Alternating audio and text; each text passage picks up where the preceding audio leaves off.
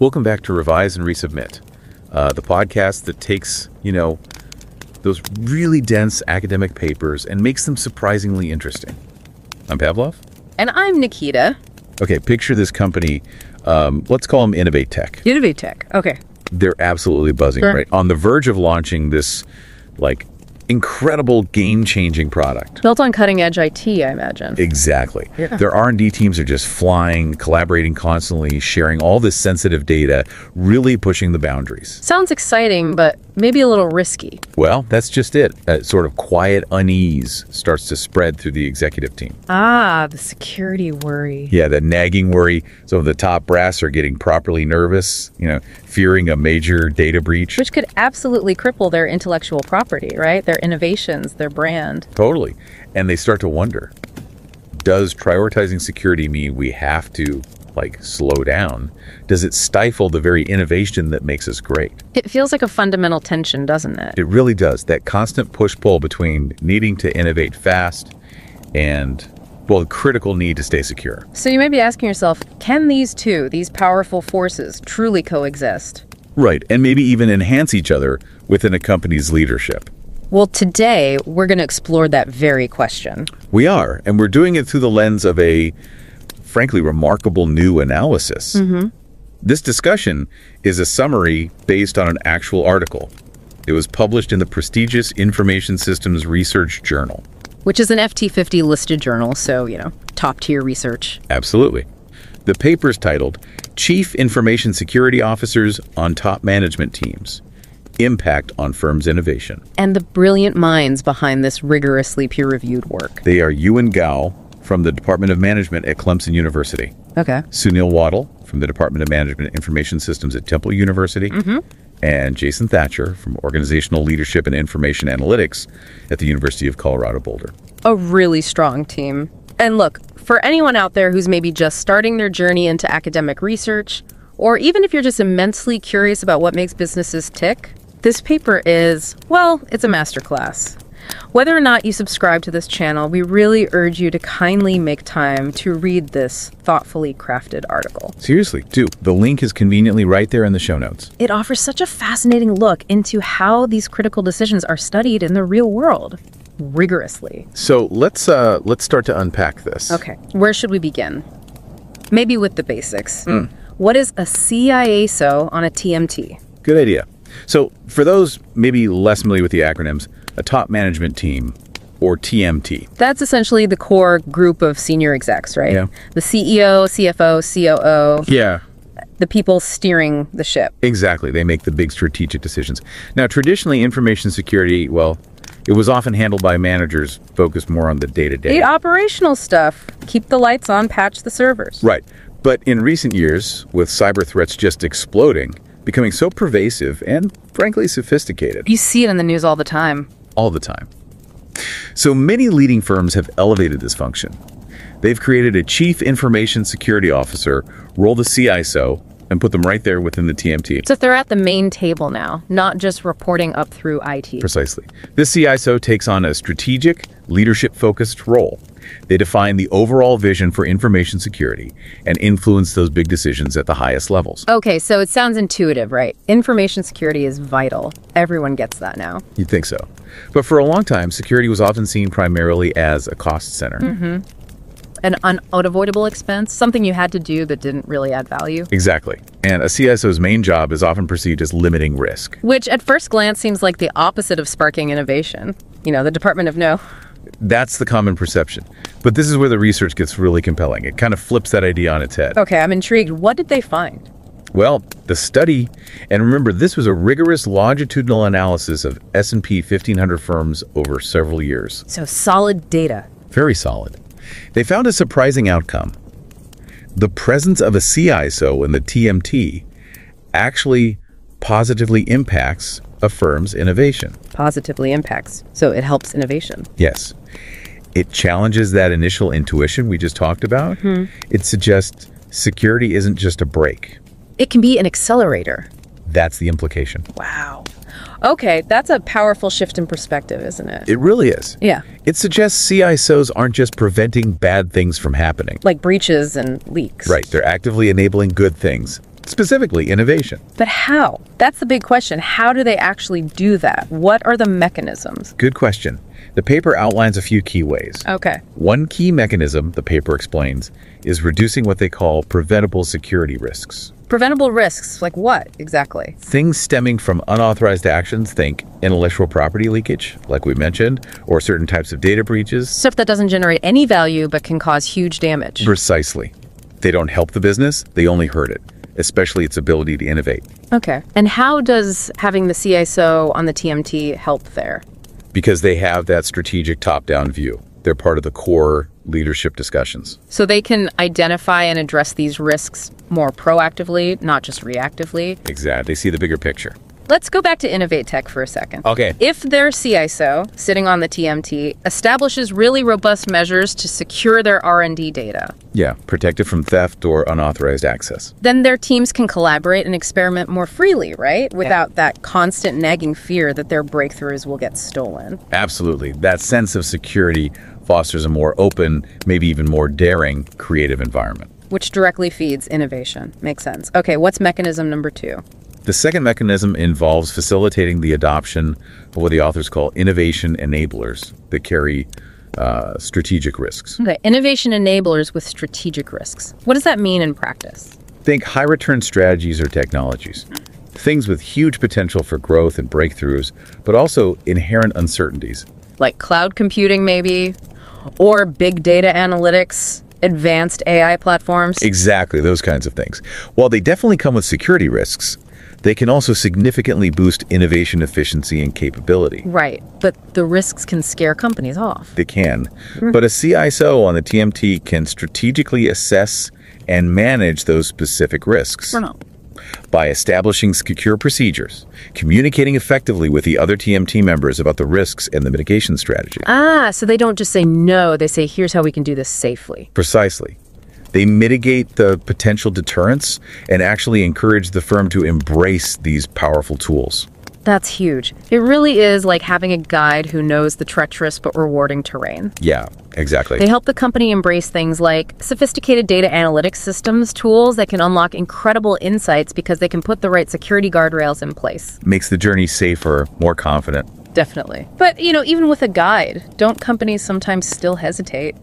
How else does the CISO help convince the rest of the TMT to, take that leap? That leads nicely into the third mechanism. It's about enhancing security controls. Like firewalls, intrusion detection, that kind of thing. Yes, those technical controls, but critically, aligning them precisely with the firm's overall business objectives. So not just generic security, but security tailored to what the business is trying to achieve. Exactly. A CISO on the TMT understands which information is most critical to the company's mission, to its innovation pipeline. And they can implement targeted, highly effective security measures around that specific information or process. Right, which then allows the other TMT members, the CEO, the head of R&D, whoever, to focus on their core business activities. Like innovation and market expansion. Without those constant security concerns sort of clouding their focus or slowing them down. And presumably this also decreases the risk of IP theft again? Significantly. Which directly encourages more R&D investment and ultimately more output. The paper gives a great example of this, doesn't it? The least privilege policy. It does. In R&D environments, that means giving users only the absolute minimum access they need to do their specific job. So information from Project A stays separate and protected from Project B. Exactly. It safeguards those sensitive ideas. It allows teams to explore without fear of exposure or, accidental cross-contamination of ideas. So pulling it all together, Yeah. what does this mean for a firm's innovation? It means the CISO isn't just a barrier. They're not just a cost center. They're actually a bridge, an active enabler. A strategic partner on the path to new ideas and products. Okay, so we've established that having a CISO on the TMT is, demonstrably good for innovation. That's already a pretty big takeaway. It is, but it begs the question, doesn't it? Is just any CISO enough? Or does their specific background, their experience, actually make a difference in how much impact they have? Now we're getting into the nuances. This is where the concept of job person fit comes in. Making sure the right person is in the right role for maximum impact. Exactly. It's a pretty common area of study in management research. And here it applies specifically to whether a CISO's prior experience is more generalist. Meaning transferable across lots of different firms and industries. Right, or more specialists. Deeply specific to a particular company or industry context. Precisely. And that distinction turns out to be quite important, especially for these high-level executive roles. So what did the study find on this? Generalist or specialist CSO, which one is better for innovation? The study found something very specific and quite striking, actually. The presence of a specialist CISO on the TMT has a much stronger positive impact on a firm's innovation compared to a generalist CISO. Stronger? How much stronger? Well, get this. Firms with specialist CISOs had about 6% more approved patents on average than those without a CISO on the TMT at all. 6% more patents. That's not a trivial difference at all. Not at all. It's a very concrete, measurable difference in innovation output. Wow. Okay, so why? Why does a specialist CISO make such a bigger splash here?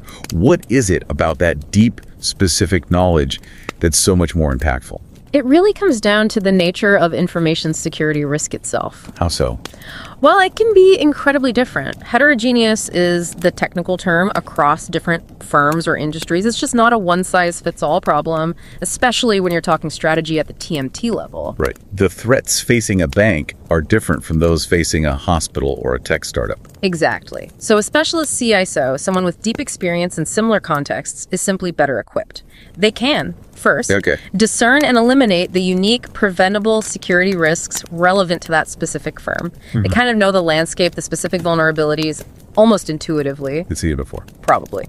Second, they can more accurately identify those IT strategies with high returns and address their specific strategic risks because they understand the nuanced trade-offs in that particular context. Makes sense.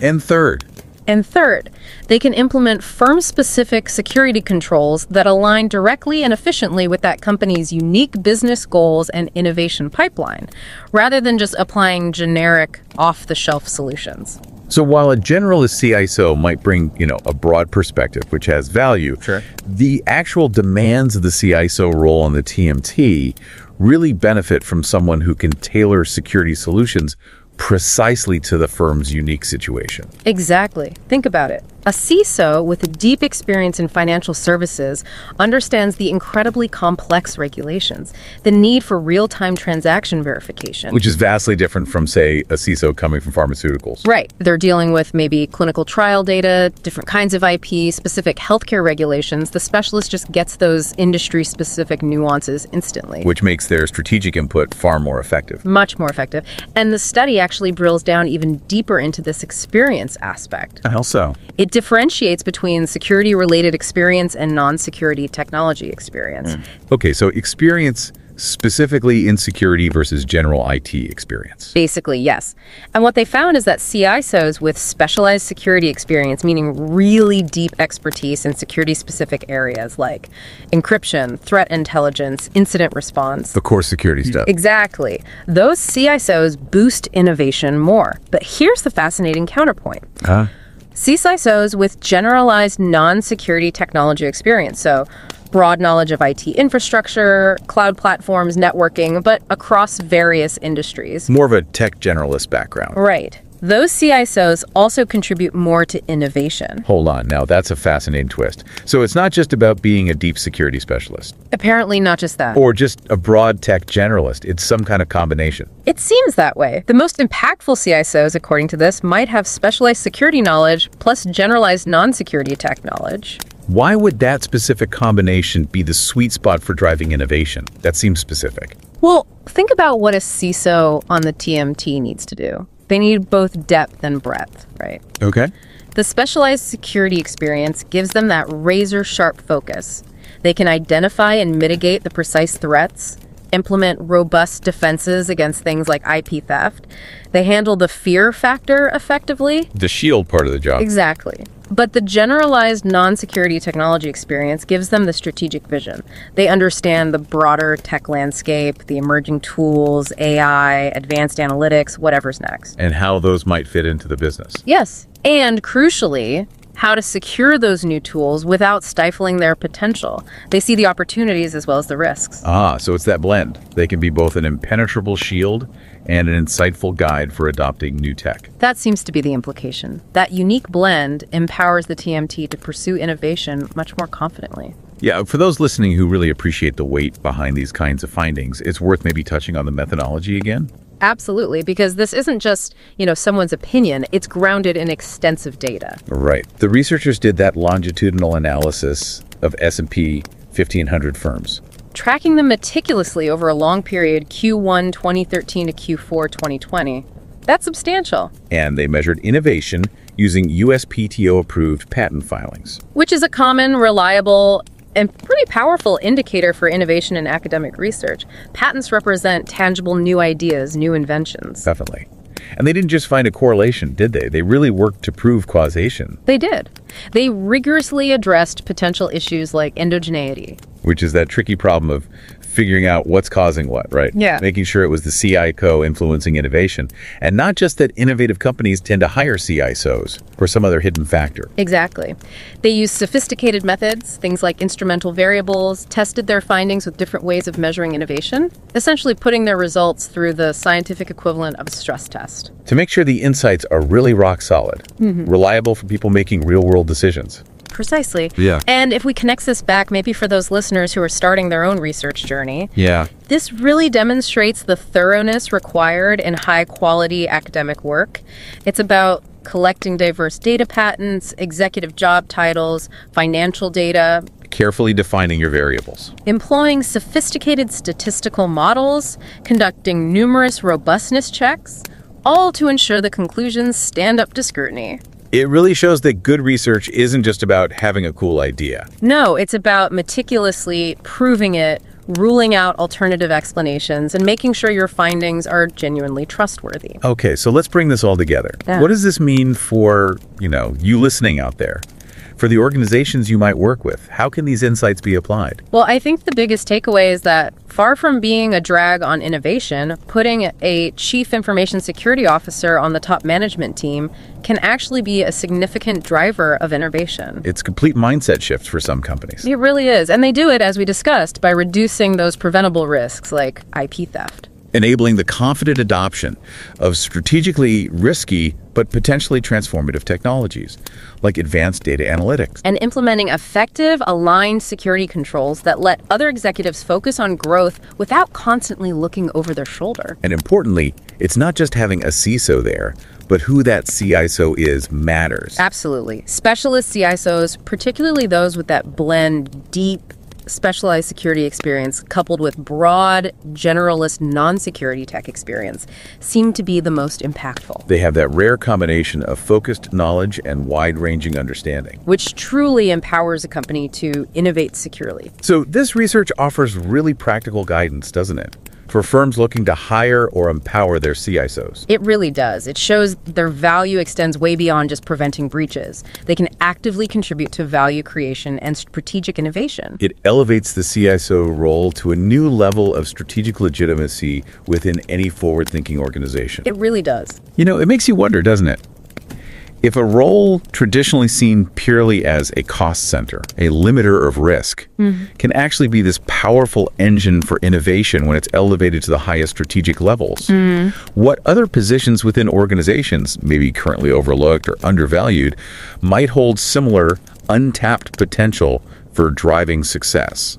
That's a fascinating thought. It really challenges how we think about traditional roles and organizational structures, doesn't it? It absolutely does. Look, we genuinely encourage you, if this has sparked your interest, to explore the full article. By Ewan Gao, Sunil Waddle, and Jason Thatcher in Information Systems Research. It's a fantastic read, especially if you're interested in rigorous analysis and cutting-edge business insights. The link, as we said. Is right there in the show notes. Easy to find. Definitely check it out. Until next time, keep learning, keep questioning. And stay curious. And don't forget to subscribe to Revise and Resubmit on Spotify and Apple Podcasts. Until next time, keep those minds curious, keep questioning, and keep revising and resubmitting.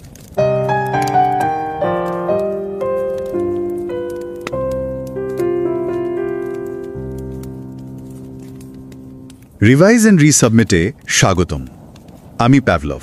আর আমি নিকিতা। আচ্ছা ভাবুন তো একবার, একটা কোম্পানির সবচেয়ে senior নিরাপত্তা কর্মকর্তা, যার মানে প্রধান কাজটাই হলো সব রকম ঝুঁকি থেকে কোম্পানিকে বাঁচানো, তিনি কি কোম্পানির নতুন কিছু করার ক্ষমতা মানে ইনোভেশন বাড়াতে পারেন? শুনতে কেমন যেন লাগছে, তাই না? একটু অন্যরকম তো বটে। কারণ আমরা সাধারণত ভাবি নিরাপত্তা মানেই তো নিয়মকানুন কড়াকড়ি, মানে যেখানে নতুন কিছু করার স্বাধীনতা হয়তো কমে যায়। ঠিক, কিন্তু আজকের আলোচনা এই ধারণাটাকেই বেশ বড়সড় একটা চ্যালেঞ্জ জানাচ্ছে। একদম ঠিক। আমরা আজকে একটা দারুণ গবেষণাপত্র নিয়ে কথা বলবো, মানে এর সারসংক্ষেপ আর কি। এটা ছাপা হয়েছে খুবই বিখ্যাত ইনফরমেশন সিস্টেমস রিসার্চ জার্নালে। Information systems research, ISR। হ্যাঁ, ISR। এটা কিন্তু কম কথা নয়। ফাইন্যান্সিয়াল টাইমস এই জার্নালটিকে বিশ্বের সেরা 50টি বিজনেস জার্নালের মানে FT50 তালিকায় রেখেছে। ও আচ্ছা, FT50। হ্যাঁ, তার মানে এখানকার লেখাগুলো খুব গভীর আর নির্ভরযোগ্য হয়, কারণ এগুলো অনেক কঠিন বিচার বিশ্লেষণ আর পিয়ার রিভিউয়ের মধ্যে দিয়ে যায়, বুঝলেন তো? অবশ্যই অবশ্যই। গবেষণাটি করেছেন 3 জন গবেষক। ইউএন গাউ, ইনি ক্লেমসন ইউনিভার্সিটির উইলবার ও এবং and Powers college of business থেকে। সুনীল ওয়াত্তাল, টেম্পল ইউনিভার্সিটির Fox school of business and management থেকে। আর জেসন থ্যাচার, হ্যাঁ, Jason Thatcher, university of Colorado বোল্ডারের লিড স্কুল অফ বিজনেস থেকে। আর শুরুতেই আমরা আমাদের শ্রোতাদের একটা অনুরোধ করতে চাই।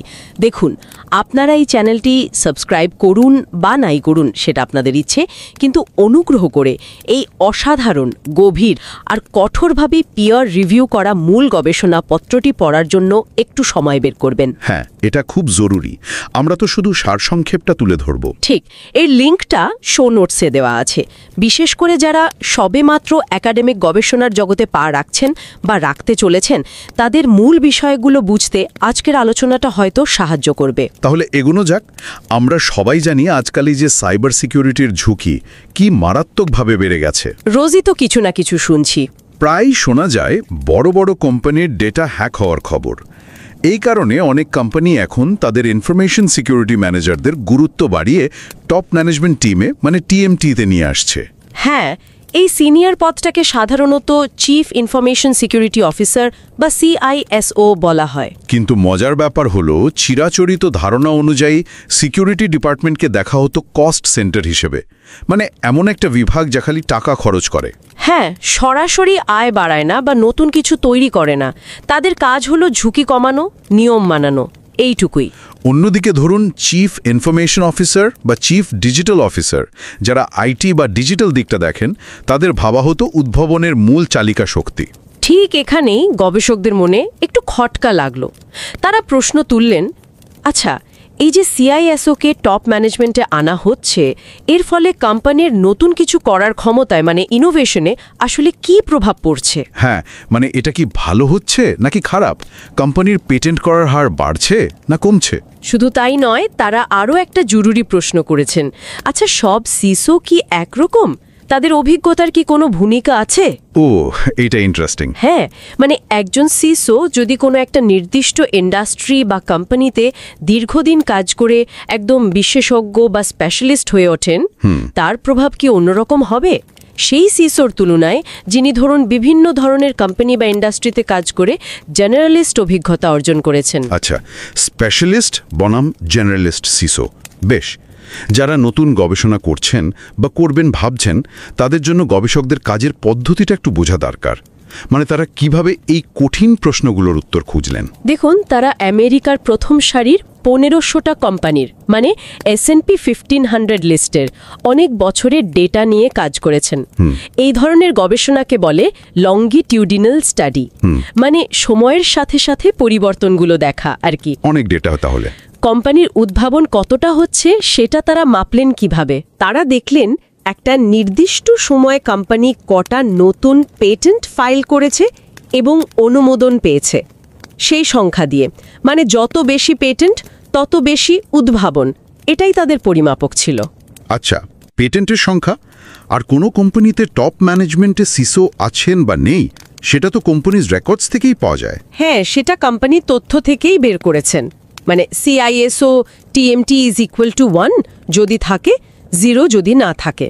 সহজ, কিন্তু অভিজ্ঞতার বিষয়টা স্পেশালিস্ট না জেনারেলিস্ট, এটা কিভাবে মাপলেন? সেটার জন্য তারা একটা বেশ ইন্টারেস্টিং ইন্ডেক্স ব্যবহার করেছেন, যার নাম জেনারেল এবিলিটি ইন্ডেক্স বা GAI। GAI? হ্যাঁ, GAI। এটা তৈরি হয়েছে বেশ কিছু তথ্যের ভিত্তিতে, যেমন একজন CISO তার ক্যারিয়ারে মোট কতগুলো পদে কাজ করেছেন, কতগুলো ভিন্ন ভিন্ন কোম্পানিতে কাজ করেছেন, কতগুলো ভিন্ন ইন্ডাস্ট্রিতে কাজ করেছেন, এই সব। ও, যাদের এই স্কোর কম তাদের ধরে নেওয়া হয়েছে স্পেশালিস্ট, মানে তারা নির্দিষ্ট জায়গায় বেশি সময় দিয়েছেন, অভিজ্ঞতাটা গভীর। আর যাদের স্কোর বেশি তারা হলেন জেনারেলিস্ট, মানে তাদের অভিজ্ঞতা অনেক বিস্তৃত, বিভিন্ন জায়গায়। বুঝেছি। এখানে নতুন গবেষকদের জন্য একটা জরুরি বিষয় আছে মনে হয়। গবেষকরা তো শুধু দেখেননি যে সিআইএসও থাকলে পেটেন্ট বাড়ে কিনা, তারা নিশ্চিত হতে চেয়েছেন যে এই সম্পর্কটা আসল, মানে অন্য কোনো কারণে ঘটছে না, তাই না? একদম।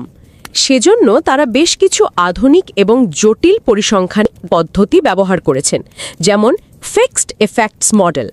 এটা সময়ের সাথে সাথে কোম্পানির নিজস্ব কিছু অপরিবর্তনীয় বৈশিষ্ট্য, ধরুন কোম্পানির সংস্কৃতি বা দীর্ঘমেয়াদী স্ট্র্যাটেজি, এগুলোর প্রভাব বাদ দিয়ে দেয়। আচ্ছা। এছাড়াও আরও কিছু কৌশল যেমন 2SLS, GMM, PSM এগুলো ব্যবহার করা হয়েছে এটা নিশ্চিত করার জন্য যে সিআইএসও নিয়োগ এবং উদ্ভাবনের মধ্যে সম্পর্কটা অন্য কোনো গোপন কারণের দ্বারা প্রভাবিত নয়। যেমন ধরুন, এটা হতে পারে যে ইনোভেটিভ কোম্পানিগুলোই হয়তো সিআইএসও নিয়োগ দেয় বেশি। এই সম্ভাবনাগুলো বাদ দিতে হয়েছে। হ্যাঁ, একাডেমিক গবেষণায় এই কঠোর পদ্ধতিগুলো ব্যবহার করা খুব জরুরি, ফলাফলের নির্ভরযোগ্যতা নিশ্চিত করার জন্য। অবশ্যই। বেশ, এবার আসা যাক একেবারে মূল ফলাফলে কি পাওয়া গেল। গবেষণার প্রথম এবং সবচেয়ে চমকে দেওয়ার মতো যে বিষয়টা উঠে এসেছে সেটা হলো কি? যেসব ফার্মের টপ ম্যানেজমেন্ট টিমে সিআইএসও আছেন তাদের নতুন পেটেন্ট ফাইল করার হার গড়ে প্রায় 5% বেশি সেই সব ফার্মের তুলনায় যাদের টপ ম্যানেজমেন্টে সিআইএসও নেই। কি বলছেন? 5% বেশি? তার মানে শুরুতে আমরা যে ধারণাটা নিয়ে আলোচনা শুরু করেছিলাম যে নিরাপত্তা মানে বাধা, সেটা পুরোটা ঠিক নয়, বরং উল্টো। হ্যাঁ, ব্যাপারটা সেরকমই দাঁড়াচ্ছে। টপ ম্যানেজমেন্টে একজন সিআইএসও থাকাটা আসলে উদ্ভাবনে সাহায্য করছে। কিন্তু এটা কিভাবে সম্ভব? নিরাপত্তা আর নতুন আইডিয়ার স্বাধীনতা, এই দুটো তো বিপরীতমুখী জিনিস মনে হয়। ঠিক এখানেই গবেষণাটা আরও আকর্ষণীয় হয়ে উঠেছে। শুধু কি ঘটছে তা নয়, গবেষকরা খুঁজে বের করার চেষ্টা করেছেন কেন এবং কিভাবে এটা ঘটছে। তারা মূলত 3টে রাস্তা বা মেকানিজম খুঁজে পেয়েছেন, আচ্ছা, যার মাধ্যমে টপ ম্যানেজমেন্টে থাকা সিআইএসও উদ্ভাবনাকে এগিয়ে নিতে সাহায্য করেন। প্রথম রাস্তাটা কি, বা প্রথম কারণটা? প্রথম কারণটা হলো প্রতিরোধযোগ্য নিরাপত্তা ঝুঁকি কমিয়ে আনা, মানে রিডিউসড প্রিভেন্টেবল সিকিউরিটি রিস্কস। দেখুন, কিছু নিরাপত্তা ঝুঁকি আছে যা নিলে কোম্পানির কোনো লাভ হয় না, বরং ক্ষতিই হয়। যেমন ডেটা চুরি হয়ে যাওয়া, সিস্টেমে ভাইরাস ঢোকা বা তথ্যের বিকৃতি ঘটে যাওয়া। হ্যাঁ, এগুলো তো সবসময়ই খারাপ। ঠিক, এগুলোকে গবেষকরা বলছেন প্রিভেন্টেবল রিস্কস বা প্রতিরোধযোগ্য ঝুঁকি। একজন ভালো সিআইএসও এই ধরনের ঝুঁকিগুলো কমাতে দারুণভাবে সাহায্য করেন। এর ফলে কি হয়, কোম্পানির তথ্যের গুণমান আর নির্ভরযোগ্যতা বাড়ে। আর নির্ভুল তথ্যের উপর ভিত্তি করেই তো ভালো মানের উদ্ভাবন সম্ভব, তাই না? একদম। ভুল তথ্যে ভালো সিদ্ধান্ত হয় না, উদ্ভাবনও হয় না। আচ্ছা, এটা তো একটা দিক গেল, পরিষ্কার। আর দ্বিতীয় কারণ? দ্বিতীয় কারণটা হলো কৌশলগত ঝুঁকিযুক্ত কিন্তু উদ্ভাবনের সহায়ক প্রযুক্তি গ্রহণে সাহায্য করা, facilitated adoption of innovation enablers with strategic risk. একটু বুঝিয়ে বলবেন? দেখুন, এমন অনেক নতুন প্রযুক্তি আছে, যেমন ধরুন cloud computing, big data analytics, artificial intelligence. এগুলো ব্যবহার করলে উদ্ভাবনের নতুন দিগন্ত খুলে যেতে পারে। এগুলোকে ইনোভেশন এনেবলার বলা যায়। হ্যাঁ, অবশ্যই। কিন্তু এগুলোর সাথে কিছু নিরাপত্তা ঝুঁকিও জড়িত থাকে। এগুলোকে বলা হচ্ছে স্ট্র্যাটেজিক রিস্ক, মানে এই ঝুঁকিটা নিতে পারলে কৌশলগতভাবে লাভবান হওয়ার সম্ভাবনা থাকে। কিন্তু ঝুঁকি তো আছেই। ঠিক। এখানেই টিএমটিতে থাকা সিআইএসও একটা বড় ভূমিকা পালন করেন। তিনি এই ঝুঁকিগুলো ভালোভাবে বুঝতে পারেন, মূল্যায়ন করতে পারেন এবং নিয়ন্ত্রণের ব্যবস্থা করতে পারেন। ফলে কোম্পানির অন্যান্য ম্যানেজাররা দ্বিধা না করে, মানে আত্মবিশ্বাসের সাথে এই নতুন প্রযুক্তিগুলো গ্রহণ করতে পারেন। ও আচ্ছা। আর এই প্রযুক্তিগুলোই আবার নতুন উদ্ভাবনের জন্ম দেয়। এই গবেষণায় একটা মজার জিনিস দেখা গেছে যে ফার্মে টিএমটিতে CISO আছেন সেখানে ডেটা অ্যানালিটিক্স সিস্টেমের ব্যবহার তুলনামূলকভাবে বেশি। বা তার মানে সিসো এখানে শুধু বাধা দিচ্ছেন না, বরং ঝুঁকিটা বুঝে হিসেব করে নতুন পথে এগোনোর সাহস যোগাচ্ছেন। দারুণ। আচ্ছা, আর তৃতীয় কারণটা কি ছিল? তৃতীয় কারণটি হল এমন নিরাপত্তা ব্যবস্থা তৈরি করা যা কোম্পানির ব্যবসার মূল লক্ষ্যের সাথে সামঞ্জস্যপূর্ণ, মানে enhanced security controls aligned with business goals. এটা কিভাবে কাজ করে? দেখুন, টপ ম্যানেজমেন্টে থাকার কারণে CISO শুধু যান্ত্রিকভাবে নিয়মকানুন প্রয়োগ করেন না, তিনি কোম্পানির বড় চিত্রটা দেখেন, ব্যবসার লক্ষ্যগুলো বোঝেন। হ্যাঁ, স্ট্র্যাটেজিটা বোঝেন। একদম। এবং সেই অনুযায়ী নিরাপত্তা নীতি এবং কন্ট্রোল ডিজাইন করেন। উদাহরণস্বরূপ, লিস্ট প্রিভিলেজ পলিসির মানে হল কর্মীদের শুধু ততটুকুই ডেটা বা সিস্টেম অ্যাক্সেস দেওয়া হয় যা তাদের কাজ করার জন্য অপরিহার্য, তার বেশি নয়। এতে কি লাভ হয়? এতে একদিকে কোম্পানির মূল্যবান তথ্য বা বুদ্ধিবৃত্তিক সম্পদ মানে ইন্টেলেকচুয়াল প্রপার্টি সুরক্ষিত থাকে, অন্যদিকে অন্য ম্যানেজার বা এক্সিকিউটিভরা নিশ্চিন্তে তাদের মূল কাজ, যেমন নতুন প্রোডাক্ট বা সার্ভিস নিয়ে ভাবা, মার্কেট স্ট্র্যাটেজি ঠিক করা, এসব উদ্ভাবনী কাজে মন দিতে পারেন। তাদের নিরাপত্তা নিয়ে অহেতুক চিন্তা করতে হয় না। ঠিক। গবেষণায় এটাও দেখা গেছে টিএমটিতে CSIO থাকলে কার্যকর নিরাপত্তা সুরক্ষা সিস্টেমের ব্যবহারও বাড়ে। তার মানে দাঁড়াচ্ছে টপ ম্যানেজমেন্টের CSIO একজন স্ট্র্যাটেজিক পার্টনারের মতো কাজ করছেন। একদিকে ঝুঁকি সামলাচ্ছেন, আবার অন্যদিকে উদ্ভাবনের পথও সুগম করছেন। খুব ইন্টারেস্টিং। কিন্তু গবেষণার দ্বিতীয় প্রশ্নটা ছিল অভিজ্ঞতার ধরন নিয়ে। স্পেশালিস্ট বনাম জেনারেলিস্ট, সেখানে কি পাওয়া গেল? সব CSIOর প্রভাব কি একই রকম? না, এখানে গল্পে আরেকটা মোড়। গবেষণায় দেখা গেছে সব CSIOর প্রভাব সমান নয়। যারা স্পেশালিস্ট CISO, অর্থাৎ যারা নির্দিষ্ট কোনো একটা ইন্ডাস্ট্রি বা নির্দিষ্ট কোনো ফর্মে দীর্ঘদিন কাজ করে সেই বিষয়ে গভীর জ্ঞান ও অভিজ্ঞতা অর্জন করেছেন, তাদের উপস্থিতি উদ্ভাবনে অনেক বেশি ইতিবাচক প্রভাব ফেলে। কতটা বেশি? যে ফার্মগুলোতে এই ধরনের স্পেশালিস্ট CISO টপ ম্যানেজমেন্টে আছেন, তাদের উদ্ভাবন মানে পেটেন্টের সংখ্যায় প্রায় 6.5% বেশি হয় সেই সব ফার্মের তুলনায় যাদের CISO নেই। 6.5%? আগেরটা ছিল 5% গড়ে, আর স্পেশালিস্ট হলে সেটা বেড়ে 6.5%। তার মানে স্পেশালিস্ট হওয়াই এখানে বেশি কাজের। হ্যাঁ, এই গবেষণার ফলাফল তো তাই বলছে। আর যারা জেনারেলিস্ট, মানে যাদের অভিজ্ঞতা অনেক বিস্তৃত, বিভিন্ন ইন্ডাস্ট্রি বা কোম্পানিতে কাজ করেছেন, তাদের ক্ষেত্রে ফলাফলটা একটু অন্যরকম। দেখা গেছে জেনারেলিস্ট CISO টপ ম্যানেজমেন্টে থাকলেও উদ্ভাবনের ওপর তার কোনো পরিসংখ্যানগতভাবে উল্লেখযোগ্য প্রভাব পড়ছে না। একেবারেই না। হ্যাঁ, মানে তাদের থাকা আর না থাকার মধ্যে উদ্ভাবনের দিক থেকে তেমন কোনো পার্থক্য গবেষণায় ধরা পড়েনি। কিন্তু এটা একটু অদ্ভুত লাগছে না? সাধারণত তো আমরা ভাবি যে বিভিন্ন জায়গায় কাজ করার অভিজ্ঞতা মানে জেনারেলিস্ট হওয়াটা বেশি ভালো, এতে শিয়া বাড়ে। এখানে উল্টো কেন? স্পেশালিস্টরা কেন বেশি কার্যকর? গবেষকরা এর একটা চমৎকার ব্যাখ্যা দিয়েছেন জব পারসন ফিট তত্ত্ব দিয়ে। Job person fit? হ্যাঁ, সহজ কথায় ব্যাপারটা হলো সঠিক কাজের জন্য সঠিক মানুষ। যেমন ধরুন, একজন ডাক্তার যিনি হৃদরোগ বিশেষজ্ঞ, তিনি নিশ্চয়ই হার্টের জটিল সমস্যার সমাধানে একজন সাধারণ প্র্যাকটিশনারের চেয়ে অনেক বেশি পারদর্শী হবেন, তাই না? অবশ্যই। তেমনি সিকিউরিটি ঝুঁকি এবং তার সমাধান প্রায়শই খুব নির্দিষ্ট হয় এক এক ইন্ডাস্ট্রি বা এক এক কোম্পানির জন্য। ধরুন, একটা ব্যাংকের সিকিউরিটি চ্যালেঞ্জ আর একটা হেলথ কেয়ার কোম্পানির চ্যালেঞ্জ তো এক হবে না। না, একদমই না। কোম্পানির বা ইন্ডাস্ট্রির জন্য সবচেয়ে কার্যকর নিরাপত্তা সমাধানটা ডিজাইন করতে পারেন। এই ফিট বা সামঞ্জস্যতাই উদ্ভাবনকে বেশি করে উৎসাহিত করে।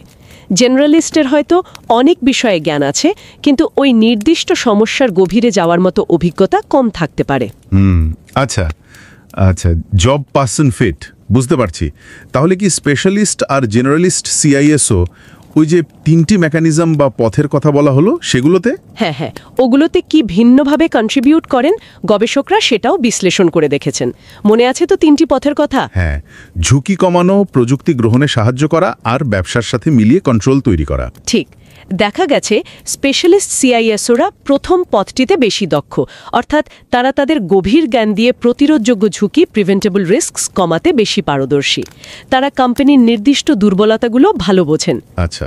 অন্যদিকে জেনারেলিস্টরা হয়তো নতুন প্রযুক্তি বা কন্ট্রোল গ্রহণে দ্বিতীয় ও তৃতীয় পথ সাহায্য করতে পারেন, কারণ তাদের বিভিন্ন প্রযুক্তির সাথে পরিচয় থাকে। কিন্তু তাদের অভিজ্ঞতাটা ওই নির্দিষ্ট কোম্পানির জন্য 100% প্রাসঙ্গিক না হওয়ায়, মানে জব ফিট কম থাকায় মোটের উপর তাদের প্রভাবটা তেমন চোখে পড়ার মতো হয় না। উদ্ভাবনে সামগ্রিক প্রভাবটা তাই উল্লেখযোগ্য নয়। এখানে অভিজ্ঞতার ধরন নিয়ে আরও একটা সূক্ষ্ম বিশ্লেষণ আছে মনে হচ্ছে। শুধু স্পেশালিস্ট জেনারেলিস্ট নয়, বরং কিসের স্পেশালিস্ট বা জেনারেলিস্ট সেটাও কি গুরুত্বপূর্ণ? একদম ঠিক ধরেছেন। গবেষকরা অভিজ্ঞতার ধরনকে আরও ভেঙে দেখেছেন। সিকিউরিটি সংক্রান্ত কাজের অভিজ্ঞতা বনাম নন সিকিউরিটি টেকনোলজি, যেমন ধরুন নেটওয়ার্কিং, ক্লাউড, ডেটা ম্যানেজমেন্ট, এইসব সংক্রান্ত কাজের অভিজ্ঞতা। তাতে কি দেখা গেল? তারা দেখেছেন সিকিউরিটি সংক্রান্ত কাজের ক্ষেত্রে স্পেশালিস্ট হওয়াই বেশি দরকারি, মানে সাইবার সিকিউরিটির খুঁটিনাটি বিষয়ে গভীর জ্ঞান থাকাটা উদ্ভাবনে বেশি সাহায্য করে। আচ্ছা। কিন্তু নন সিকিউরিটি টেকনোলজি সংক্রান্ত কাজের ক্ষেত্রে আবার জেনারেলিস্ট অভিজ্ঞতা থাকাটা বেশি ভালো। ও, এটা তো বেশ ইন্টারেস্টিং। হ্যাঁ, মানে বিভিন্ন ধরনের টেকনোলজি সম্পর্কে ধারণা থাকলে সেটা নতুন প্রযুক্তি গ্রহণ এবং ব্যবহারে সাহায্য করে, যা উদ্ভাবনের জন্য দরকারি। তার মানে আদর্শ সিআইএসও প্রোফাইল হয়তো এমন হবে যার সিকিউরিটিতে গভীর জ্ঞান স্পেশালিস্ট এবং অন্যান্য প্রযুক্তিতে বিস্তৃত জ্ঞান জেনারেলিস্ট, এই দুয়ের একটা ভালো ভারসাম্য আছে। দারুণ বিশ্লেষণ। যারা নতুন গবেষণা করছেন তাদের জন্য এই গবেষণার আরও কিছু দিক শিক্ষণীয়। যেমন গবেষকরা শুধু ফলাফল পেয়েই থেমে যাননি, তারা নানাভাবে যাচাই করে দেখেছেন যে তাদের পাওয়া ফলাফলগুলো আসলেই কতটা নির্ভরযোগ্য, তাই না? হ্যাঁ, এটাকে বলে রোবাস্টনেস চেক আর ফ্যালসিফিকেশন টেস্ট। এগুলো খুব জরুরি। যেমন তারা একটা ফ্যালসিফিকেশন টেস্ট করেছেন। সেটা কি? তারা দেখতে চেয়েছেন এই যে উদ্ভাবনে ইতিবাচক প্রভাব, এটা কি শুধু টপ ম্যানেজমেন্টে থাকা সিআইএসওদের জন্যই সত্যি, নাকি মাঝারি পদে সিকিউরিটি ম্যানেজারদের ক্ষেত্রেও ঘটে? আচ্ছা, ভালো প্রশ্ন। দেখা গেল প্রভাবটা শুধু টপ ম্যানেজমেন্টের সিআইএসওদের ক্ষেত্রেই প্রযোজ্য। মাঝারি পদের ম্যানেজারদের ক্ষেত্রে কিন্তু একই প্রভাব দেখা যায়নি, একদমই না। ও, তার মানে পজিশনটা খুব জরুরি, টপ ম্যানেজমেন্টেই হতে হবে। হ্যাঁ, এটা প্রমাণ করে যে ব্যাপারটা শুধু সিকিউরিটি এক্সপার্টাইজ নয়, বরং টপ ম্যানেজমেন্টে থাকা এবং স্ট্র্যাটেজিক সিদ্ধান্ত গ্রহণে ভূমিকা রাখাই আসল কারণ। আরও কিছু নিশ্চয়ই করেছেন নির্ভরযোগ্যতা যাচাইয়ের জন্য? হ্যাঁ, তারা আরও দেখিয়েছেন যে যদি কোনো ফার্ম থেকে টপ ম্যানেজমেন্ট লেভেলের সিআইএসও চাকরি ছেড়ে চলে যান, মানে টার্নওভার হয়, তাহলে কিছুদিন পর সেই ফার্মের উদ্ভাবন কমে যেতে দেখা যায়। এটাও সিআইএসওর ভূমিকার কার্যকারণ সম্পর্ককে, মানে কজালিটিকে আরও জোরদার করে। আচ্ছা, সিআইএসও চলে গেলে ইনোভেশন কমে যায়, এটা তো বেশ শক্ত প্রমাণ। ঠিক। আর সবশেষে তারা এটাও তুলনা করে দেখেছেন যে সিআইও বা সিটিও রা যদিও উদ্ভাবনে ভূমিকা রাখেন, কিন্তু তারা সিআইএসওদের মতো একই পদ্ধতিতে বা একই কারণগুলোর, মানে মেকানিজমগুলোর মাধ্যমে রাখেন না। তার মানে সিআইএসওর ভূমিকাটা সত্যি একটু অন্যরকম এবং গুরুত্বপূর্ণ, ইউনিক। হ্যাঁ, টিএমটিতে সিআইএসওর ভূমিকাটা সত্যি একটু অন্যরকম এবং তার নিজস্ব গুরুত্ব আছে উদ্ভাবনের ক্ষেত্রে। তাহলে এই দীর্ঘ এবং গভীর আলোচনা থেকে আমরা যদি মূল কথাগুলো একসঙ্গে করি, মানে কি টেক অ্যাওয়েগুলো কি, বিশেষ করে যারা কোম্পানিতে কাজ করেন বা গবেষণা করছেন, তাদের জন্য কি বার্তা এখানে? আমার মনে হয় প্রথম এবং সবচেয়ে বড় শিক্ষা হলো চিফ ইনফরমেশন সিকিউরিটি অফিসারদের নিয়ে আমাদের গতানুগতিক ধারণাটা বদলাতে হবে। তারা শুধু খরচ বাঁচানো বা নিয়ম মানানোর লোক নন। হ্যাঁ, কস্ট সেন্টার নন শুধু। একদম। যখন তারা টপ ম্যানেজমেন্ট টিমের অংশ হন, তখন তারা কোম্পানির উদ্ভাবনী ক্ষমতার একজন অত্যন্ত গুরুত্বপূর্ণ চালিকা শক্তি হয়ে উঠতে পারেন। দ্বিতীয়ত, তাদের এই ইতিবাচক প্রভাব কিন্তু এমনি এমনি আসে না। হ্যাঁ এর পেছনে নির্দিষ্ট কারণ আছে। হ্যাঁ ওই যে 3টি পথের কথা বললাম, হ্যাঁ তারা অপ্রয়োজনীয় ঝুঁকি কমান, উদ্ভাবনের জন্য জরুরি কিন্তু ঝুঁকিপূর্ণ নতুন প্রযুক্তি গ্রহণে সাহস যোগান, আর ব্যবসার লক্ষ্যের সাথে মিলিয়ে কার্যকর নিরাপত্তা ব্যবস্থা তৈরি করেন যা অন্যদের উদ্ভাবনে মনোযোগ দিতে সাহায্য করে। এবং তৃতীয় মূল বিষয়টা হলো অভিজ্ঞতা। ঠিক। সিআইএসও নিয়োগ দেওয়ার সময় বা তার ভূমিকা নির্ধারণ করার সময় তার অভিজ্ঞতার ধরনটা, তিনি কি নির্দিষ্ট বিষয়ে স্পেশালিস্ট নাকি বিভিন্ন বিষয়ে জেনারেলিস্ট, এটা খুব ভালোভাবে বিবেচনা করা উচিত, বিশেষ করে যদি কোম্পানির একটা প্রধান লক্ষ্য হয় উদ্ভাবন বাড়ানো। আর এই গবেষণা অনুযায়ী সিকিউরিটি ডোমেনের স্পেশালিস্ট এবং অন্যান্য টেকনোলজিতে জেনারেলিস্ট অভিজ্ঞতা সম্পন্ন সিআইএসও হয়তো সবচেয়ে বেশি কার্যকর হতে পারেন। সম্ভবত সেটাই। এর কিছু বাস্তব প্রয়োগ বা ইমপ্লিকেশনসও তো আছে কোম্পানিগুলোর জন্য। মানে তারা কি করতে পারে এই তথ্য দিয়ে? অবশ্যই আছে। প্রথমত, কোম্পানিগুলোর উচিত তাদের সিআইএসওদের মূল্যায়ন করার সময় শুধু এটা না দেখা যে কটা সিকিউরিটি অ্যাটাক হলো বা ঠেকানো গেল, মানে শুধু নেতিবাচক দিকটা না দেখা। আচ্ছা। বরং উদ্ভাবনে তাদের পরোক্ষ অবদানকেও স্বীকৃতি দেওয়া। হ্যাঁ। এবং সম্ভব হলে পরিমাপ করার চেষ্টা করা। এটা কিন্তু একটা বড় শিফট হবে। হ্যাঁ, তা তো বটেই। দ্বিতীয়ত, কোম্পানির সিইও এবং বোর্ড অফ ডিরেক্টরস যদি সিআইএসওদের আরও বেশি করে কৌশলগত আলোচনার কেন্দ্রে নিয়ে আসেন, তাদের মতামতকে গুরুত্ব দেন, মানে শুধু টেকনিক্যাল মিটিংয়ে না রেখে স্ট্র্যাটেজি মিটিংয়েও রাখা। ঠিক, তাহলে এই পদের উদ্ভাবনী সম্ভাবনাকে আরও ভালোভাবে কাজে লাগানো সম্ভব। সিআইএসওকে শুধু টেকনিক্যাল এক্সপার্ট ভাবলে চলবে না, স্ট্র্যাটেজিক পার্টনার ভাবতে হবে। আর নিয়োগের ক্ষেত্রে তো বলাই হলো, যদি উদ্ভাবন বৃদ্ধি একটা প্রধান লক্ষ্য হয়, তবে সিকিউরিটি বিষয়ে গভীর জ্ঞানসম্পন্ন স্পেশালিস্ট প্রার্থীদের গুরুত্ব দেয়া যেতে পারে। তবে একই সাথে তাদের অন্যান্য টেকনোলজির জ্ঞান কতটা বিস্তৃত, জেনারেলিস্ট, সেটাও দেখতে হবে। একটা ব্যালেন্স দরকার। সব মিলিয়ে একটা দারুণ আলোচনা হলো।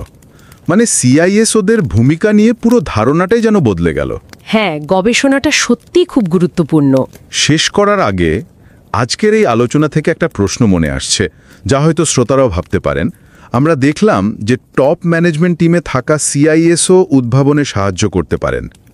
তাহলে প্রশ্ন হলো, সংস্থাগুলো কিভাবে তাদের সিআইএসওর ভূমিকা এবং কোম্পানির অন্যান্য গুরুত্বপূর্ণ বিভাগ যেমন গবেষণা উন্নয়ন মানে আর&ডি বা স্ট্র্যাটেজি টিমের সাথে তাদের সম্পর্কটাকে নতুন করে সাজাতে পারে?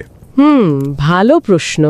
এমনভাবে কি সাজানো যায় যাতে ঝুঁকি কমানোর পাশাপাশি উদ্ভাবনের সম্ভাবনাকে আরও পরিকল্পিতভাবে উদ্দেশ্যমূলকভাবে বাড়ানো যায়? এবং এরই সাথে জড়িত একটা প্রশ্ন হলো, ভবিষ্যতে কি সিসোদের পারফরমেন্স বিচার করার সময়ে শুধু সিকিউরিটি ঘটনার সংখ্যা বা ক্ষতির পরিমাণ না দেখে উদ্ভাবনী কিছু সূচক মানে ইনোভেশন মেট্রিক্স অন্তর্ভুক্ত করা উচিত? ঠিক, এটা সত্যিই ভাবনার বিষয়। হ্যাঁ, এবং হয়তো ভবিষ্যতের গবেষণারও একটা দিক নির্দেশনা।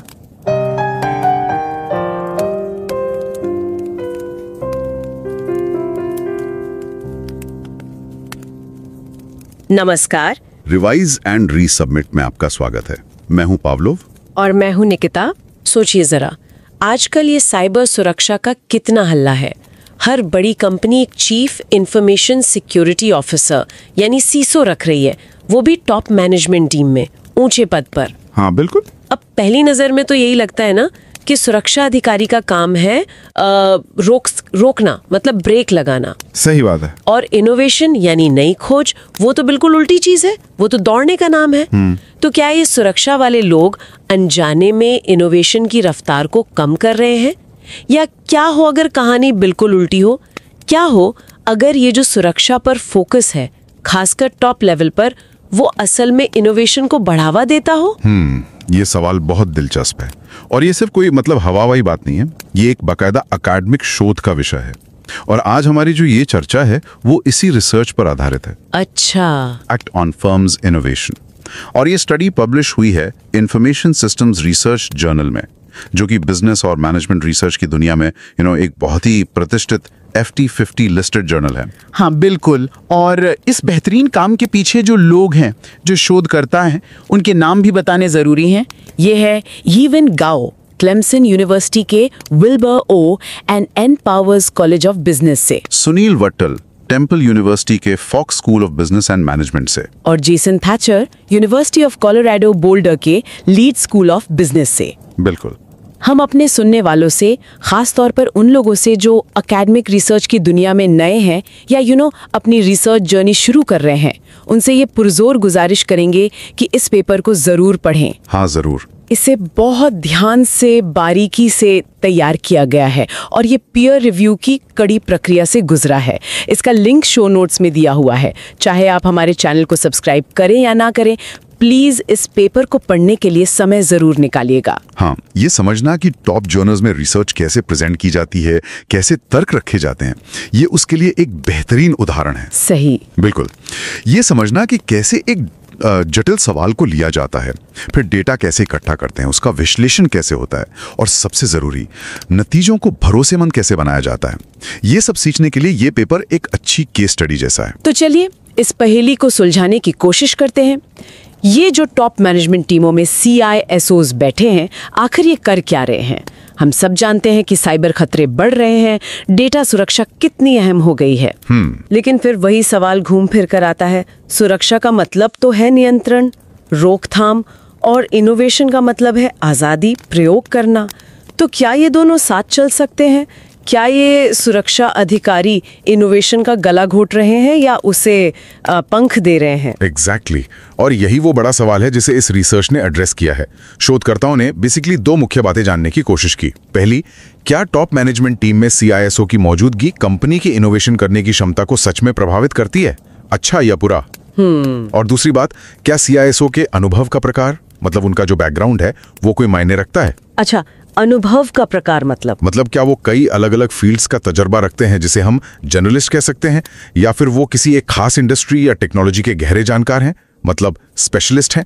क्या इससे कोई फर्क पड़ता है इनोवेशन पर? ओके, ये तो दिलचस्प सवाल है। तो इनके जवाब कैसे ढूंढे गए, मतलब तरीका क्या था रिसर्च का?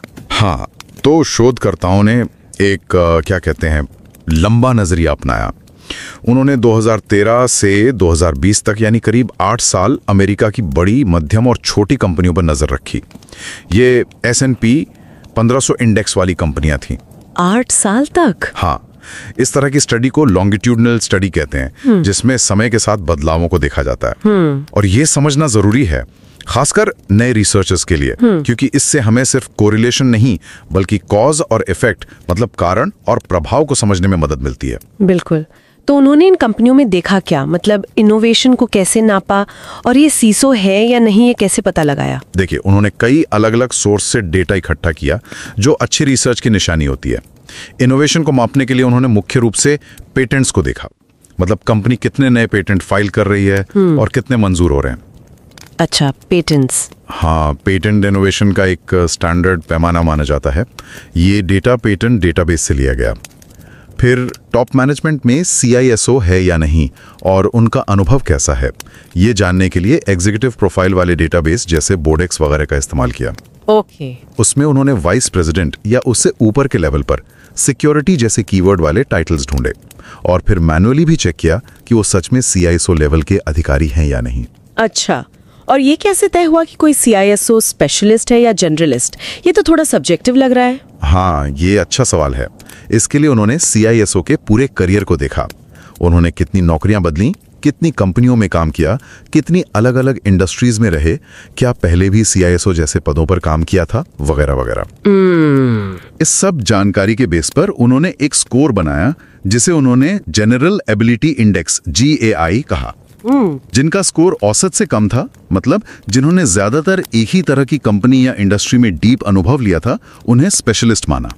ओके। और जिनका स्कोर ज्यादा था, मतलब जिनका अनुभव ज्यादा फैला हुआ था, विविध था, उन्हें जनरलिस्ट कहा गया। ये तो काफी डिटेल्ड एनालिसिस लग रहा है। लेकिन एक बात और, कंपनियां तो बहुत अलग होती हैं ना, कोई छोटी, कोई बड़ी, कोई टेक्नोलॉजी में है, कोई मैन्युफैक्चरिंग में।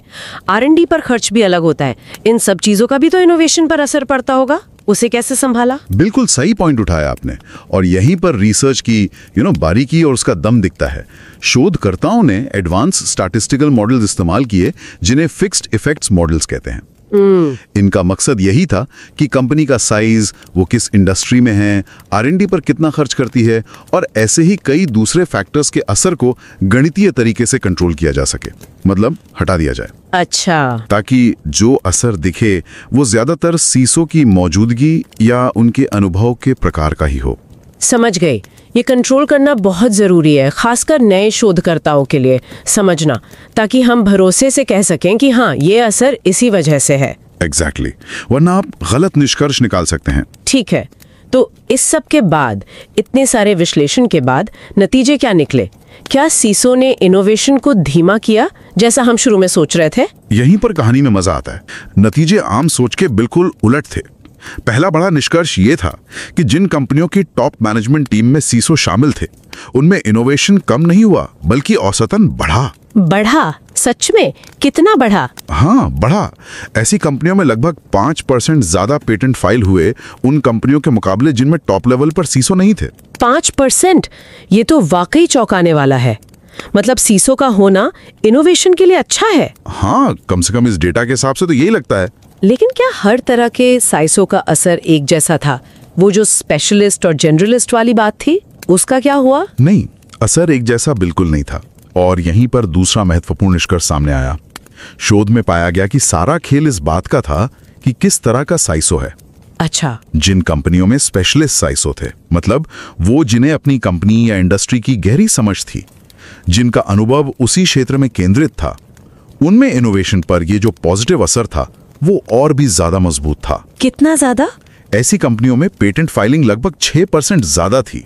अरे वाह, तो स्पेशलिस्ट साइसो होना ज्यादा फायदेमंद रहा इनोवेशन के लिए। हाँ, इस स्टडी के मुताबिक तो यही दिखा। और जनरलिस्ट साइसो का क्या असर था, जिनका अनुभव ज्यादा फैलावा था? हैरानी की बात यह है कि जनरलिस्ट साइसोस का इनोवेशन पर कोई खास, मतलब सांख्यिकीय रूप से महत्वपूर्ण, स्टैटिस्टिकली सिग्निफिकेंट असर नहीं पाया गया। कोई खास असर नहीं? हाँ, यानी जो भी पॉजिटिव असर दिख रहा था वो मुख्य रूप से स्पेशलिस्ट CISOs की वजह से आ रहा था। तो अब सबसे बड़ा सवाल, भाई ऐसा क्यों हो रहा है? एक सुरक्षा अधिकारी जिसका काम जोखिम कम करना माना जाता है, वो नई खोजों को कैसे बढ़ावा दे सकता है? इसके पीछे क्या वजहें हो सकती हैं? हाँ, ये बिल्कुल वाजिब सवाल है। शोधकर्ता इसके 3 मुख्य कारण या तंत्र, मैकेनिज्म्स बताते हैं जिनके जरिए CISOs इनोवेशन पर ये सकारात्मक असर डाल सकते हैं। पहला है रोकने योग्य जोखिम को कम करना। रोकने योग्य जोखिम मतलब ऐसे सुरक्षा जोखिम जिनसे कंपनी को कोई स्ट्रेटेजिक फायदा नहीं होता, सिर्फ नुकसान ही होता है, जैसे इंटेलेक्चुअल प्रॉपर्टी IP की चोरी हो जाना या कोई गोपनीय R&D की जानकारी लीक हो जाना। हाँ, ये तो बड़ा नुकसान है। बिल्कुल। तो CISO इन बेकार के जोखिमों को पहचानने और उन्हें रोकने के उपाय करने में मदद करते हैं। जब कंपनी की सबसे कीमती जानकारी, उसका IP सुरक्षित होता है, तो इनोवेशन टीम ज्यादा भरोसे के साथ खुलकर काम कर पाती हैं। ये बात तो समझ आती है। और शायद स्पेशलिस्ट CISO अपनी कंपनी या इंडस्ट्री के खास जोखिमों को, जैसे किस तरह के IP चोरी का ज्यादा खतरा है, बेहतर समझते हैं। इसीलिए उनका असर ज्यादा मजबूत होता है। ठीक है, ये लॉजिकल लगता है। अगर आपकी मेहनत की कमाई सुरक्षित है, तो आप और ज्यादा मेहनत करने को तैयार होंगे। दूसरा कारण क्या बताया? दूसरा तंत्र है रणनीतिक जोखिम को सक्षम करना, एनेबलिंग स्ट्रेटेजिक रिस्क। रणनीतिक जोखिम, ये क्या होता है? देखिए, आजकल इनोवेशन के लिए अक्सर नई टेक्नोलॉजी अपनानी पड़ती है, जैसे big data analytics, cloud computing, AI, IoT वगैरह। हाँ बिल्कुल। लेकिन इन सभी नई टेक्नोलॉजीज में अपने तरह के सुरक्षा जोखिम भी जुड़े होते हैं। सही बात है। यहीं पर CISO की भूमिका बहुत अहम हो जाती है। वो इन नई टेक्नोलॉजी से जुड़े जोखिमों को समझने, उनका आकलन करने और उन्हें मैनेज करने लायक बनाने में मदद करते हैं। जब टॉप मैनेजमेंट को ये भरोसा होता है कि हाँ, हम ये नई पावरफुल टेक्नोलॉजी अपना तो रहे हैं, लेकिन इससे जुड़े सुरक्षा जोखिमों को संभाला जा सकता है, तो कंपनी इन्हें अपनाने से हिचकिचाती नहीं। अच्छा। तो एक तरह से CISOs इन नई टेक्नोलॉजीज को सुरक्षित तरीके से अपनाने का रास्ता साफ करते हैं, जो इनोवेशन के लिए बेहद जरूरी हैं। वो न कहने वाले नहीं बनते, बल्कि हाँ लेकिन सुरक्षित तरीके से कहने वाले बन जाते हैं। मतलब वो रुकावट डालने के बजाय उसे सुरक्षित तरीके से मुमकिन बनाते हैं। ये तो बहुत ही दिलचस्प बात है। हाँ। और तीसरा कारण क्या था? तीसरा तंत्र है बेहतर और बिजनेस के साथ जुड़े हुए सुरक्षा नियंत्रण, enhanced security controls aligned with business. CISO ऐसे सुरक्षा उपाय और नीतियां लागू करते हैं जो न सिर्फ तकनीकी रूप से मजबूत हों बल्कि कंपनी के बिजनेस के लक्ष्यों के साथ भी मेल खाती हों। जैसे कोई उदाहरण? जैसे लीस्ट प्रिविलेज का सिद्धांत लागू करना, मतलब कर्मचारियों को सिर्फ उतनी ही जानकारी और सिस्टम का एक्सेस देना जितनी उनके काम के लिए वाकई में जरूरी है। इससे क्या होता है कि जो संवेदनशील R&D प्रोजेक्ट्स हैं उनकी गोपनीयता बनी रहती है, बिना टीम के आपस में सहयोग करने या क्रिएटिविटी में रुकावट डाले। जब सुरक्षा के उपाय असरदार होते हैं और बिजनेस की जरूरतों को समझते हैं तो बाकी टीमें सुरक्षा की चिंता से काफी हद तक मुक्त हो जाती हैं। अच्छा। और वो अपना पूरा ध्यान अपने मुख्य काम यानी इनोवेशन पर लगा सकती हैं। तो ये तीनों कारण IP बचाना, नई टेक्नोलॉजी को सुरक्षित बनाना और टीम को फोकस करने देना मिलकर समझाते हैं कि कैसे CISO इनोवेशन को बढ़ावा दे सकते हैं। लेकिन वो अनुभव वाले हिस्से पर वापस आते हैं। आपने कहा स्पेशलिस्ट CISO ज्यादा प्रभावी थे, खासकर पहले कारण में, यानी रोकने योग्य जोखिम कम करने में। हाँ बिल्कुल, स्पेशलिस्ट अपनी गहरी जानकारी की वजह से कंपनी के लिए सबसे हानिकारक और बिना किसी फायदे वाले जोखिमों को शायद बेहतर पहचान पाते हैं और उन्हें कम कर पाते हैं। लेकिन कहानी यहाँ खत्म नहीं होती अनुभव के मामले में। अच्छा, और क्या पता चला? क्या जनरलिस्ट अनुभव का कोई फायदा नहीं था? नहीं, ऐसा नहीं है। जब शोधकर्ताओं ने अनुभव को और बारीकी से देखा, उन्होंने सुरक्षा विशिष्ट स्किल्स जैसे साइबर फॉरेंसिक, थ्रेट इंटेलिजेंस और सामान्य गैर सुरक्षा टेक्नोलॉजी स्किल्स जैसे IT infrastructure, networking, software development को अलग अलग करके एनालाइज किया तो एक और दिलचस्प परत सामने आई। क्या? जब बात आई सुरक्षा विशिष्ट स्किल्स की तो हाँ, स्पेशलिस्ट होना यानी उस क्षेत्र में गहरा अनुभव होना इनोवेशन के लिए बेहतर पाया गया, जैसा हमने पहले डिस्कस किया। हाँ। लेकिन जब बात आई सामान्य गैर सुरक्षा टेक्नोलॉजी से जुड़े स्किल्स की तो वहां पे जनरलिस्ट होना यानी कई तरह की टेक्नोलॉजीज का व्यापक अनुभव रखना इनोवेशन के लिए ज्यादा फायदेमंद नजर आया। अरे वाह, ये तो और भी ज्यादा नुकीला हो गया। मतलब सुरक्षा की गहराई चाहिए लेकिन टेक्नोलॉजी को समझने और अपनाने में मदद करने के लिए चौड़ाई या व्यापकता चाहिए। आप इसे कुछ हद तक ऐसे समझ सकती हैं, ये जॉब पर्सन फिट के आइडिया से जुड़ता है। Job person fit? हाँ, मतलब सही काम के लिए सही अनुभव और कौशल वाला व्यक्ति। CISO की भूमिका मल्टी डायमेंशनल है। उन्हें सुरक्षा की गहरी समझ, स्पेशलिस्ट वाली बात चाहिए ताकि वो कंपनी को साइबर खतरों से बचा सकें, लेकिन साथ ही उन्हें टेक्नोलॉजी के बदलते लैंडस्केप की व्यापक समझ, जनरलिस्ट अनुभव भी चाहिए ताकि वो नई टेक्नोलॉजी को सुरक्षित रूप से अपनाने में बिजनेस की मदद कर सकें, इनोवेशन को इनेबल कर सकें। ये संतुलन साधना जरूरी है। बिल्कुल, ये समझना बहुत जरूरी है। अच्छा, एक बात और, अकादमिक रिसर्च में जैसा आपने कहा नतीजों की विश्वसनीयता बहुत अहम होती है। क्या शोधकर्ताओं ने ये जांचा कि उनके नतीजे वाकई भरोसेमंद है? कहीं ये सिर्फ चांस की बात तो नहीं या कोई और छिपा हुआ फैक्टर तो नहीं? ये बहुत ही महत्वपूर्ण सवाल है और खासकर नए रिसर्चर्स के लिए ये जानना बहुत जरूरी है। अच्छी एकेडमिक रिसर्च की पहचान ही यही है कि उसमें नतीजों की विश्वसनीयता को बार बार अलग अलग तरीकों से परखा जाता है। इसे रोबस्टनेस चेक्स कहते हैं। अच्छा। हाँ, इस स्टडी में भी ये किया गया। शोधकर्ताओं ने कई अलग अलग स्टैटिस्टिकल तरीके इस्तेमाल करके देखा कि नतीजे बदलते तो नहीं। उन्होंने ये भी जांचा कि कहीं ऐसा तो नहीं कि जो कंपनियां पहले से ज्यादा इनोवेटिव हैं वही CISO रखती हैं, जिसे एंडोजिनेटी या रिवर्स कॉजालिटी कहते हैं।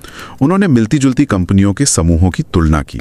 उन्होंने इनोवेशन को अलग अलग तरीकों से भी मापा, जैसे सिर्फ IT पेटेंट देखे, फिर नॉन IT पेटेंट देखे, पेटेंट कितने प्रभावशाली रहे साइटेशन से। और क्या उन्होंने ये भी देखा कि ये असर सिर्फ टॉप मैनेजमेंट वाले CISO का ही है या किसी भी सिक्योरिटी मैनेजर का हो सकता है? हाँ, ये भी एक अच्छा पॉइंट है। उन्होंने ये भी देखा, उन्होंने पाया कि जो मिड लेवल सिक्योरिटी मैनेजर हैं, जो टॉप मैनेजमेंट टीम TMT का हिस्सा नहीं है, उनका इनोवेशन पर ऐसा कोई सिग्निफिकेंट असर नहीं था। ओके। उन्होंने ये भी दिखाया कि हाँ, CIO चीफ इंफॉर्मेशन ऑफिसर या CTO चीफ टेक्नोलॉजी ऑफिसर भी इनोवेशन को प्रभावित करते हैं, लेकिन उनके तरीके अलग हैं। वो उन खास सुरक्षा संबंधी मैकेनिज्म से ऐसा नहीं करते जिनसे CISO करते हैं। तो ये सारी जांचें मिलकर इस बात को पुख्ता करती हैं कि टॉप मैनेजमेंट टीम में शामिल CISO का इनोवेशन पर एक खास और पॉजिटिव असर होता है और ये सिर्फ इत्तेफाक नहीं है। ये सब जानने के बाद अब सबसे जरूरी बात पर आते हैं इसका मतलब क्या है? कंपनियों के लिए इसका क्या संदेश है? देखिए, कंपनियों के लिए सबसे बड़ा सबक ये है कि CISOs को सिर्फ एक कॉस्ट सेंटर या सिर्फ हमले रोकने वाले अधिकारी की तरह ना देखें। वो इनोवेशन के प्रोसेस में एक स्ट्रेटेजिक पार्टनर हो सकते हैं, एक ऐसा व्यक्ति जो कंपनी के लिए वैल्यू क्रिएट करने में मदद कर सकते हैं। इसलिए CISO के परफॉर्मेंस को सिर्फ इस आधार पर नहीं आंकना चाहिए कि कितनी कम सिक्योरिटी घटनाएं हुई, बल्कि इस आधार पर भी देखना चाहिए कि उन्होंने बिजनेस के लक्ष्यों जैसे कि इनोवेशन को आगे बढ़ाने में क्या पॉजिटिव योगदान दिया है। और जब कोई कंपनी CISO हायर कर रही हो तो उन्हें ये स्पेशलिस्ट बनाम जनरलिस्ट वाली बात पर क्या सोचना चाहिए? उन्हें अपनी कंपनी की खास जरूरतों को देखना चाहिए, अभी की और भविष्य की। अगर मुख्य चुनौती कंपनी या इंडस्ट्री से जुड़े बहुत ही खास और गहरे सुरक्षा जोखिमों से निपटना है तो शायद एक स्पेशलिस्ट CISO बेहतर फिट होगा। राइट। लेकिन अगर रोल में नई टेक्नोलॉजीज को सुरक्षित तरीके से अपनाने और बिजनेस के साथ मिलकर काम करने पर ज्यादा जोर है तो शायद ऐसे व्यक्ति की जरूरत हो जिसके पास सुरक्षा में एक्सपर्टीज के साथ साथ टेक्नोलॉजी की व्यापक समझ भी हो। ये वन साइज फिट्स ऑल वाला मामला नहीं है। समझ गई। और हम जैसे लोग जो रिसर्च में हैं या जो रिसर्च शुरू करना चाहते हैं उनके लिए इस शोध से क्या टेक अवे हैं? जैसा फील्ड बिजनेस के इतने महत्वपूर्ण और कभी-कभी अलग-अलग समझे जाने वाले पहलुओं जैसे सुरक्षा, रणनीति और इनोवेशन को एक साथ जोड़ सकता है। दूसरा, ये कठोर रिसर्च मेथोडोलॉजी का एक बेहतरीन उदाहरण है। कैसे लॉन्ग टर्म डेटा यूज करना, मल्टीपल सोर्स से जानकारी मिलाना, कॉन्सेप्ट्स को सही ढंग से मापना और फिर एडवांस्ड स्टैटिस्टिकल तरीकों और रोबस्टनेस चेक्स का इस्तेमाल करके भरोसेमंद निष्कर्ष निकालना। बिल्कुल। और तीसरा, ये भी बताता है कि कैसे थ्योरी जैसे रिस्क मैनेजमेंट थ्योरी या जॉब पर्सन फिट हमें जटिल बिजनेस फिनोमेना को बेहतर ढंग से समझने और समझाने में मदद करती हैं। तो कुल मिलाकर ये जो धारणा थी कि सुरक्षा इनोवेशन की दुश्मन है, वो शायद अब पुरानी पड़ गई है। सही तरीके से की गई सुरक्षा असल में इनोवेशन की दोस्त भी हो सकती है। लेंस से CISO के प्रभाव को देखती है।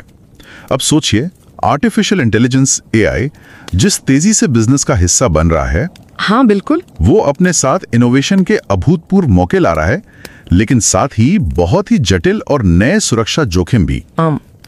ऐसे में CISO की भूमिका कैसे बदलेगी? क्या उन्हें AI सिक्योरिटी में और भी ज्यादा स्पेशलाइज्ड होना पड़ेगा? ये अच्छा सवाल है। या फिर AI संचालित दुनिया में सफल होने के लिए उन्हें और भी व्यापक तकनीकी और रणनीतिक समझ की जरूरत होगी? क्या इनोवेशन को प्रभावित करने वाले नए मैकेनिज्म उभरेंगे जिनके केंद्र में AI और उसकी सुरक्षा होगी? ये कुछ ऐसे सवाल हैं जिन पर आने वाले समय में और भी रिसर्च और चर्चा की जरूरत होगी। वाकई, बस सोचने के लिए बहुत कुछ है और ये फील्ड तो लगातार बदलता ही रहेगा। अगर आप इस विषय में और गहराई से जानना चाहते हैं तो हम आपको एक बार फिर से ओरिजिनल रिसर्च पेपर पढ़ने की सलाह देंगे। शीर्षक है chief information security officers on top management teams, impact on firms innovation. ये इंफॉर्मेशन सिस्टम्स रिसर्च जर्नल में प्रकाशित हुआ है। हाँ, जरूर पढ़िए। लिंक आपको शो नोट्स में मिल जाएगा।